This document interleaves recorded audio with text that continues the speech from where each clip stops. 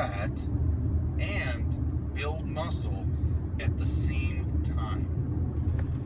The most frequently asked question, especially in the bodybuilding community, but in the exercise community as a whole, obviously, because the goal of exercise for most people is to achieve a good body composition. That means high amount of muscle tissue, low amount of fat tissue, and to appear lean, so that way you can see the muscle tissue that you've built. So a lot of people believe that you cannot build muscle and lose fat at the same time. This is false. The bodybuilding community push the idea that you need to bulk and then cut. Practically, this does not work for people with average genetics who are drug-free. This only works for people who have phenomenal genetics and use a lot of drugs. If the average individual were to bulk and then cut, they would likely only build ounces of muscle compared to pounds of additional body fat. And then once the individual decided to reduce their calories and lose the body fat they accumulated from their bulk, they'd end up losing the additional muscle they built anyway. In many cases, it results in a net loss of muscle tissue. The proper way to approach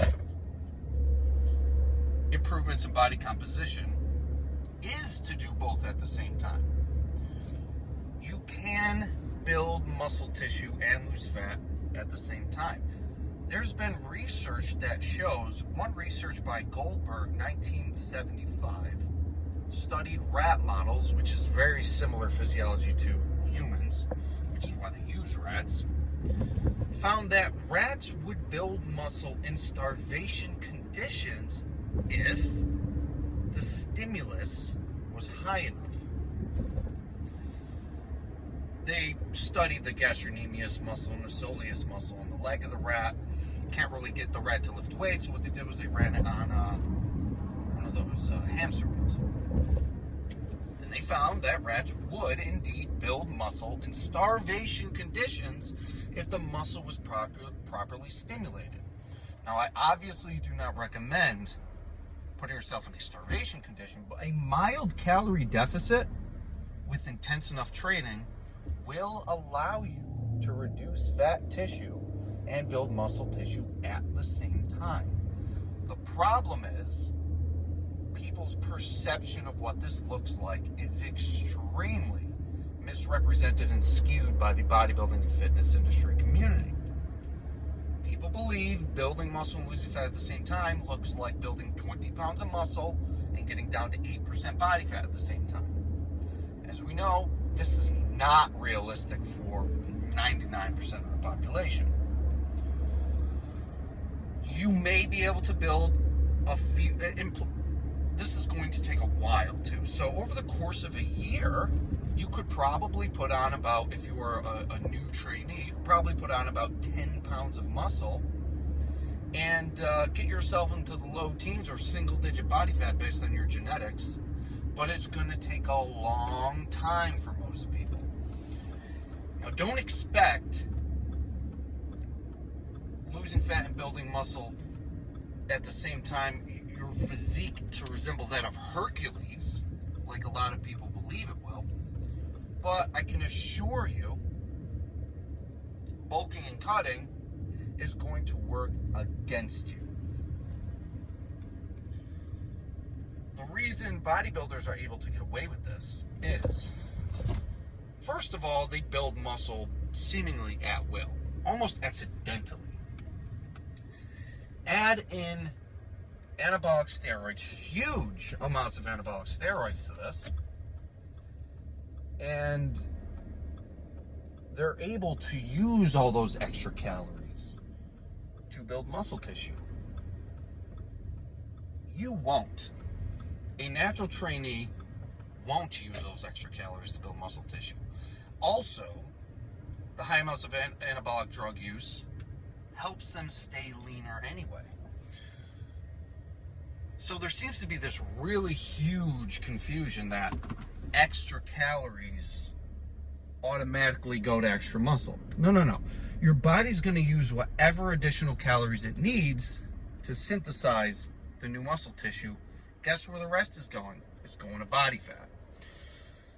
So you hear a lot of people who are bulking with like 3,000-4,000 calories. Where do you think all those extra calories are going? They're going to your body fat. More calories and more protein does not mean more muscle. You got to find a good balance in between the two. So what I recommend for most people to get your ultimate body composition is not to bulk, not to cut, unless you're obese. Even so, if you're obese, you should be doing this anyway. Eat adequate protein, resistance train with a huge amount of intensity, with a volume and frequency that you can recover from and adapt to, which in most cases is no more than 3 times a week, and maintain a slight calorie deficit over a long period of time. And over time, you will build muscle tissue and you will reduce fat tissue. But you will not go from 220 pounds and 30% body fat to 195 and 8% body fat in a matter of months. Keep that in mind. You may not get there at all. This takes time. So a lot of times people are so eager to get results now that they want to do something drastic all the time, like add a bunch of calories or cut a bunch of calories, thinking that that's going to push the process along faster. You don't have that much control over this process. Your body is going to do what your body is going to do. It is your job to provide the necessary environment to allow it to optimize the processes. You can't push fat loss faster than your body will do it. You cannot push muscle gain. You can't manipulate these processes by shoving tons of substrate into the system or removing tons of substrate into the system. You need to be patient with this. A lot of people, we have far less control over this process than we would like to believe. So in a nutshell, adequate protein intake, about a gram of protein per pound of body weight or lean body mass, whatever. More protein is fine if you eat a little more. Slight calorie restriction, intense resistance training no more than 3 times a week. And over time, I guarantee you, you will optimize your body composition based on what your individual genetics will allow.